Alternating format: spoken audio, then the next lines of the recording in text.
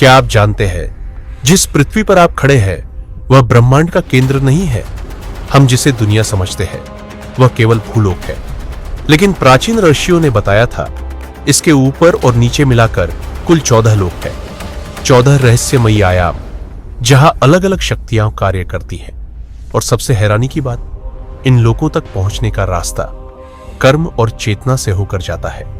पहला रहस्य, भूलोक। यह हमारी पृथ्वी है जहां जन्म, मृत्यु, सुख और दुख का खेल चलता है।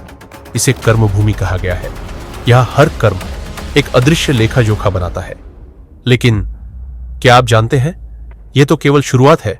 ऊपर के 7 लोक, प्रकाश की ओर यात्रा, भुवरलोक भूलोक के ऊपर एक सूक्ष्म क्षेत्र जहां यक्ष, गंधर्व और अदृश्य शक्तियां निवास करती हैं। कहा जाता है यह जीवात्मा की पहली यात्रा का पड़ाव है। स्वर्गलोक क्या सच में स्वर्ग होता है?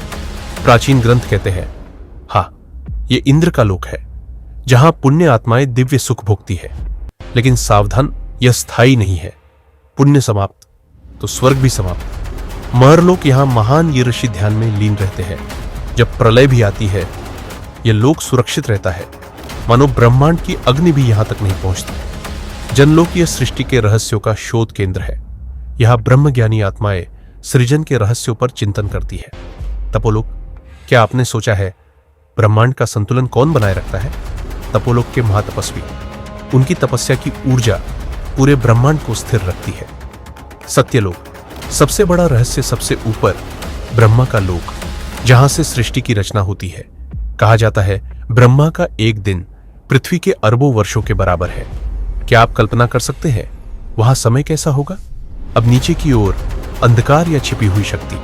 क्या नीचे केवल अंधकार है या कोई और रहस्य? अतल मायावी शक्तियों का क्षेत्र, वितल रहस्यमयी अग्नि का लोक, सुतल राजा बलि का लोक। कहा जाता है यह अधोलोक होते हुए भी स्वर्ग से अधिक दिव्य है। भगवान वामन ने स्वयं इसकी रक्षा का वचन दिया था। तलातल माया के आचार्य मय दानव का स्थान, महातल नागों का लोक, विशाल दिव्य सर्प जिनकी शक्ति अकल्पनीय है, रसातल शक्तिशाली दानवों का क्षेत्र, पाताल अंतिम रहस्य सबसे नीचे लेकिन अंधकारमय नहीं, रत्नों से जगमगाता हुआ लोक जहां शेषनाग निवास करते हैं, जिनके फनों पर यह सृष्टि टिकी है। तो ये लोक कहां है? क्या ये आकाश में है, धरती के नीचे? प्राचीन ऋषि कहते हैं ये स्थान नहीं, आयाम है, चेतना के स्तर। मनुष्य अपने कर्म से ऊपर उठ सकता है या नीचे गिर सकता है, और यदि वह मोक्ष पाले तो इन 14 लोकों से भी परे चला जाता है, जहां न जन्म है न मृत्यु, सिर्फ शांति।